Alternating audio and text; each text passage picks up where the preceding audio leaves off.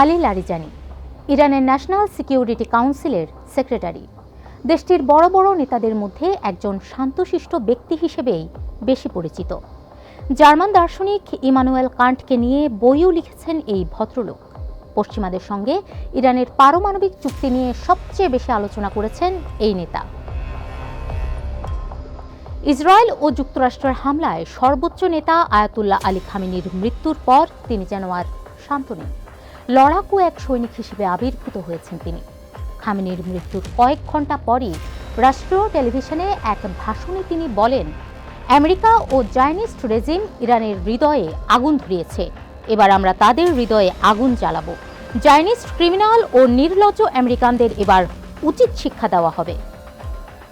মার্কিন president Trump যখন বললেন ইরান আলোচনার জন্য প্রস্তুত, সেই সঙ্গে পশ্চিমা গণমাধ্যম যখন জোরে সোরে প্রচার শুরু করল যে খামেনির মৃত্যুর পর এবার ইরান আলোচনায় বসতে রাজি হয়েছে, তখন লারিজানি এক্সে স্পষ্ট করে লিখলেন, যুক্তরাষ্ট্রের সঙ্গে কোনো আলোচনা হবে না।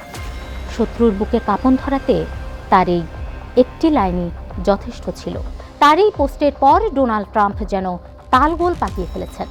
একবার বলছেন এই যুদ্ধ শেষ হবে 4 থেকে 5 সপ্তাহে, আরেকবার বলছেন চিরকাল যুদ্ধ করার মতো রসদ আমাদের কাছে আছে। 1958 সালের 3 জুন ইরাকের নাজাফে আমলের এক ধনী পরিবারে লারিজানির জন্ম। তার বাবা মির্জা হাশেম আমলি ছিলেন একজন বিশিষ্ট ধর্মীয় পণ্ডিত। তার ভাইয়েরাও ইরানের সবচেয়ে শক্তিশালী কিছু পদে অধিষ্ঠিত ছিলেন। বংশমর্যাদার কারণে 2009 সালে টাইম ম্যাগাজিন লারিজানিকে ইরানের কেনেডি হিসেবে আখ্যায়িত করে। খামেনির মৃত্যুর পর 3 সদস্যের অস্থায়ী একটি পরিষদ চালাচ্ছে দেশটি। তবে জাতীয় নিরাপত্তা পরিষদের সেক্রেটারি হিসেবে লারিজানিও নীতি নির্ধারণে বেশ প্রভাব রাখছেন। 20 বছর বয়সে ইরানের প্রতিষ্ঠাতা রুহুল্লাহ খুমেনির ঘনিষ্ঠ মোর্তেজা মোতাহারির কন্যা ফরিদে মোতাহারিকে বিয়ে করেন লারিজানি। তার সন্তানদের পথ চলাও বেশ বৈচিত্র্যময়। তার মেয়ে ফাতেমে তেহরান বিশ্ববিদ্যালয় থেকে মেডিকেল স্নাতক এবং যুক্তরাষ্ট্রের ওহিওর ক্লিভল্যান্ড স্টেট বিশ্ববিদ্যালয় থেকে উচ্চশিক্ষা সম্পন্ন করেছেন। ইরানের বেশিরভাগ বড় নেতার ব্যাকগ্রাউন্ড মাদ্রাসা থাকলেও লারিজানি ছিলেন বিপরীত। 1979 সালে তিনি শরীফ প্রযুক্তি বিশ্ববিদ্যালয় থেকে গণিত এবং কম্পিউটার বিজ্ঞানে স্নাতক ডিগ্রি অর্জন করেন। পরে তিনি তেহরান বিশ্ববিদ্যালয় থেকে পাশ্চাত্য দর্শনে স্নাতকোত্তর এবং ডক্টরেট ডিগ্রি অর্জন করেন এবং তখন ইমানুয়েল কান্টের উপর থিসিস লেখেন তিনি। 1980-এর দশকের গোড়ার দিকে IRGC-তে যোগ দেন লারিজানি।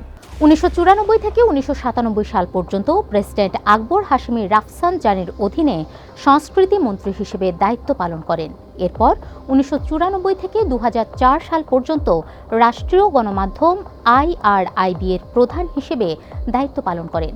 2008 থেকে 2020 সালের মধ্যে তিনি টানা 3 মেয়াদে জাতীয় সংসদ মজলিসের স্পিকার হিসেবে দায়িত্ব পালন করেন। 2005 সালে প্রথমবারের মতো লারিজানি প্রেসিডেন্ট পদে প্রতিদ্বন্দ্বিতা করেন, তবে তিনি পাশ করতে পারেননি। একই বছর তাকে ইরানের সর্বোচ্চ জাতীয় নিরাপত্তা পরিষদের সচিব এবং দেশটির প্রধান পারমাণবিক আলোচক নিযুক্ত করা হয়। তবে তৎকালীন প্রেসিডেন্ট মাহমুদ আহমাদিনেজাদের পারমাণবিক নীতির সঙ্গে তার চিন্তার মিল না হওয়ায় 2007 সালে তিনি পারমাণবিক আলোচক পদ থেকে নিজেকে সরিয়ে নেন। 2008 সালে ভোটে জিতে পার্লামেন্টে প্রবেশ করেন লারিজানি। কোমের ধর্মীয় কেন্দ্রের প্রতিনিধিত্ব করার জন্য একটি আসনে জিতে স্পিকার হন পার্লামেন্টের। এর ফলে লারিজানি প্রভাব বিস্তার করতে সক্ষম হন এবং তিনি পারমাণবিক ফাইলের সঙ্গে তার সংযোগ বজায় রাখেন। পাশাপাশি 2015 সালে ইরান এবং বিশ্বশক্তির মধ্যে পারমাণবিক চুক্তির জন্য সংসদীয় অনুমোদন নিশ্চিত করেন, যা joint comprehensive plan of action নামে পরিচিত।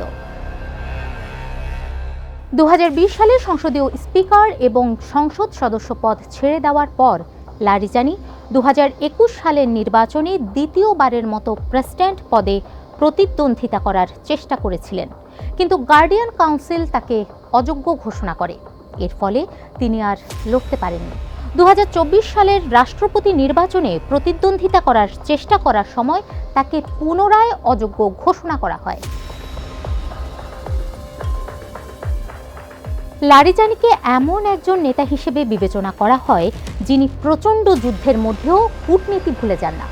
2015 সালে যুক্তরাষ্ট্রের সঙ্গে পারমাণবিক চুক্তি হওয়ার পর থেকেই তিনি একজন আপোষকামী নেতা হিসেবে পরিচিত।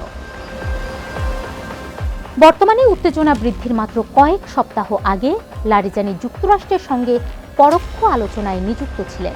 আল জাজিরার সঙ্গে এক সাক্ষাৎকারেও লারিজানি আলোচনার বিষয়ে তার দেশের অবস্থানকে ইতিবাচক বলে বর্ণনা করেছিলেন। তবে আলোচনা ও বৈঠকের মধ্যেই হঠাৎ ইরানে হামলা করে বসে ইসরায়েল ও যুক্তরাষ্ট্র। খামেনির মৃত্যুর পর লারিজানির কথা হলো, কোনো নেতাকে হত্যা করে ইরানকে টলানো যাবে না, সেই সঙ্গে খামেনিকে হত্যা করে ইসরায়েল ও যুক্তরাষ্ট্র যে ভুল করেছে তা হাড়ে হাড়ে টের পাবে তারা।